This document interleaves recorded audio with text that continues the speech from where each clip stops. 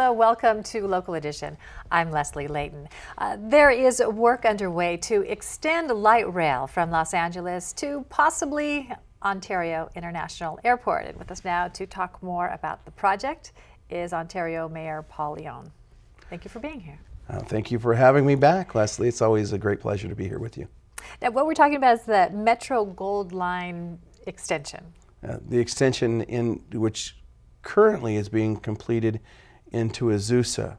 What most people see is a light rail, which is called the Gold Line, coming out of Los Angeles, running through South Pasadena, underground into Pasadena, along the center of the 210 freeway, and ending right now in Sierra Madre. And that's currently being constructed and ending in Azusa.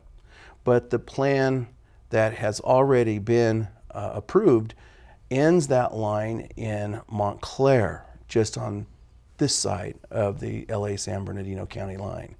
But you are a supporter of extending that even all the way out to Ontario Airport. Well, everybody believes it makes sense, and so do I. To have the light rail system in Southern California being bookended by airports, because you can take the light rail out of LAX and go into Los Angeles, transfer, and come all the way out eventually to Ontario Airport. So when we're looking at multimodal transportation and facilitating the movement of people in an efficient and non-polluting way, or less pollution, Gold Line or light rail, not just Gold Line, but the other lines that are in Los Angeles, but light rail makes a lot of sense. Light rail, rail of all kinds, under scrutiny right now because there's a question of ridership. Will people really get out of their cars? Are buses a better idea? And are they really going where the rail line is proposed to go? That's a great question. And what I believe is that people will take the ride that is not only the most efficient, but the most cost effective. Gas prices are going through the roof. And unless you own a Prius like me, driving to Los Angeles costs a lot of money. Even for me in my car, it's a round trip is around $10. So light rail makes a lot of sense when that trip is $6. But also, if that's all you have and you don't have a vehicle, how do you get there in the first place? And the bus systems are not as efficient as a quick light rail. The Metrolink is not as inexpensive as one might think.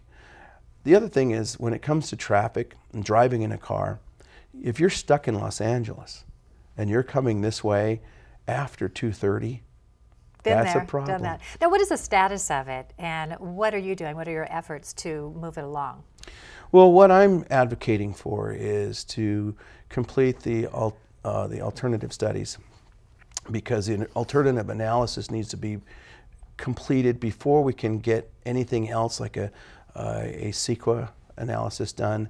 And once we strike that match and get that ball rolling, we're really looking at about maybe 14 years out before we see the construction and the fruition of the work that we would start today. Now, I've had work done on my house, and I know it takes twice as long and costs twice as much. What about funding here?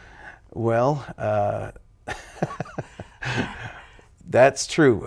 The alternative analysis alone is taking a toll on the project's planning, because people don't want to come up with the $1.5 million that it takes just to study.